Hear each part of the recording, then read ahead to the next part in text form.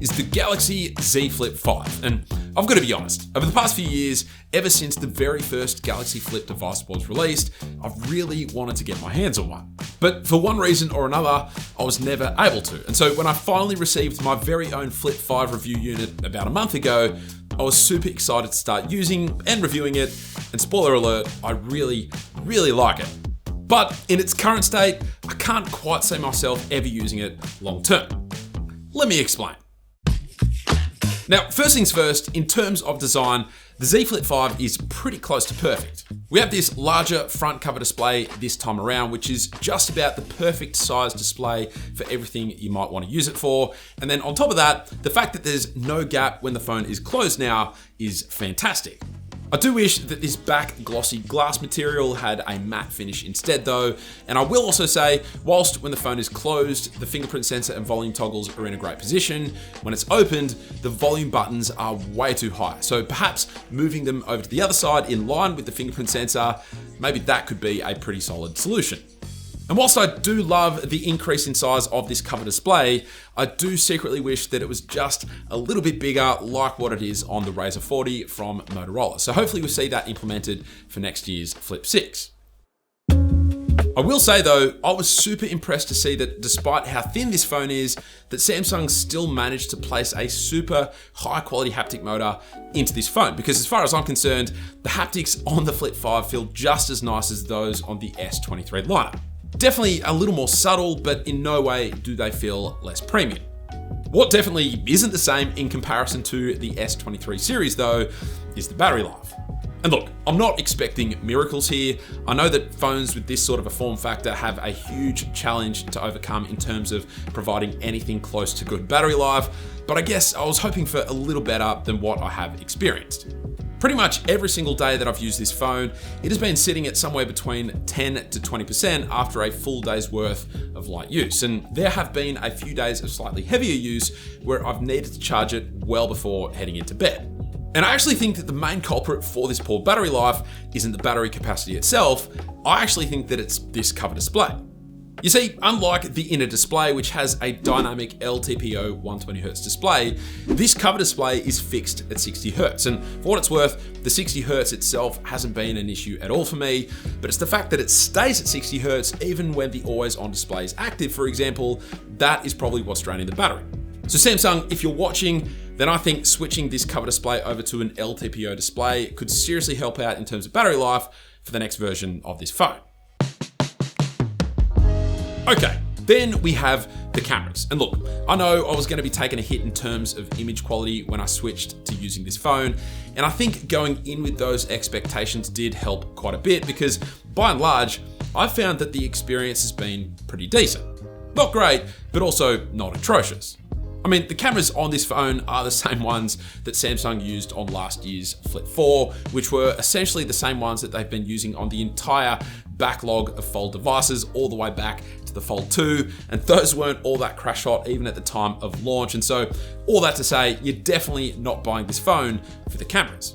The two big issues in relation to the cameras though is that one, there's no telephoto lens, and two, there's no rear camera when the phone is in its closed position.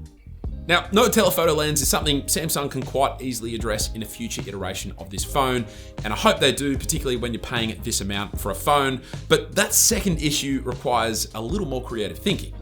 And yet, it needs a solution because there have been a number of times over the past month where there's been a quick photo opportunity, but by the time I open the camera app, then remember I've got to fully open the phone because there's no rear camera when closed, only to then have to switch from selfie mode to rear mode again because for some reason the camera stays on selfie mode if I open the phone after opening the camera app on the cover display. And by the time I've finally got the rear camera ready to go, the moment has passed and that photo opportunity is gone. And I've thought long and hard about this, and I reckon I know what the solution could be. Maybe, just maybe, the solution is to place a high quality hole punch selfie style camera on this rear panel. Having it as a hole punch style camera would ensure that it doesn't protrude at all, which I think is important, but as long as they make it a pretty decent selfie camera, then I think that would offer just enough quality to take semi-decent images with. Look, it's definitely not perfect, but whatever the case, I definitely think it needs a solution. Alright, now before we tackle the software on this phone, given that you're watching this video, I'm assuming that like me, you love the latest tech, but let's be real, how frustrating is it when it doesn't run smoothly? Well, that's where today's video sponsor Pulseway comes in. So Pulseway gives you the power to access and manage any of your system devices from any device that you own. So yes, you can monitor and track everything on your computer, but as far as I'm concerned, it's their killer mobile app that is the real talking point, because this is what allows you to manage everything no matter where you are. So whether it's keeping an eye on your networks, or perhaps it's patching systems and running automation workflows, or even if it's full remote access that you need, all of this and more can be done on your phone. And it's all neatly tucked away into this minimal, easy to use interface. Oh, and here's the kicker. You can try it out completely for free, no strings attached, to see if it suits your IT system before migrating everything over. So if you want to level up your IT game and keep your tech life running smoothly, then make sure to try out Pulseway using the first link down in the description below. Alright, last but not least, we have the software. And to be honest, in terms of software on foldable devices, Samsung is leagues ahead of other manufacturers.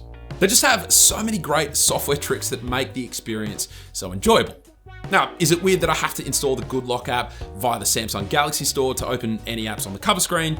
Yeah, it is, but at least it's an option. Do some apps look weird when opening them on this cover display? Of course, but again, at least it's an option. But here's the thing, despite all of this extra functionality and all of these fancy widgets, which don't get me wrong, are really great to have, in reality, aside from looking at the time, there's really only one main feature most users, including myself, want or need to use this cover display for: viewing and quickly responding to notifications. Now, I only just realized late in the piece that you can actually change the notification setting on the cover display, which by default is set to this little orange dot that provides no information, so really isn't that useful, to notification icons, which I reckon should be enabled by default. However, I will say it seems really strange that they only show 3 notification icons before then collapsing any older notifications into this singular dot icon. I mean, there's clearly more than enough room there to show as many as need be, so hopefully we can get a fix for that sometime soon. But then on top of that, I think that there needs to be a more effective way of responding to notifications whilst the phone is closed, because at a minimum, we still have to swipe over to the left here to even see our notifications in this expanded format. But then as well as that, most notifications actually require you to open the phone to respond to them at all. And I think that this kind of defeats the purpose of having a folding phone in the first place. And so for me, whilst I love so much about this phone, I love how small and compact it is, both open, but primarily when it's folded. I love that we have this cover display that gives us just enough functionality to make opening the phone slightly less necessary. Despite all that, as well as everything else that I've mentioned throughout this video, it's still not quite a phone that I can see myself using long term. I can get past the weak battery life and the slightly subpar cameras, but the lack of a telephoto lens, the lack of a rear camera when the phone is closed, and lack of being able to interact more purposefully with my notifications on this main cover display, those are the aspects currently stopping me from fully taking that plunge.